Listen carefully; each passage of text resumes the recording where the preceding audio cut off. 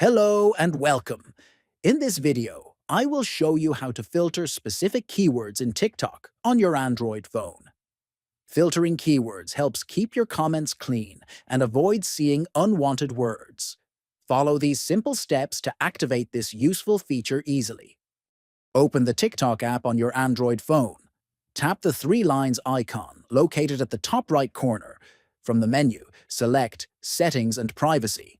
Next, tap on Account. Then, select Privacy. Scroll down until you find Comments and tap it. Choose Filter Specific Keywords. Turn on the filter by toggling the switch. Enter the keywords you want to filter, for example, offer. Press Enter on your phone's keyboard to save the keyword. That's all. Now TikTok will automatically hide comments containing those specific words. Thanks for watching, and don't forget to subscribe for more useful tech tips and tricks. See you next time.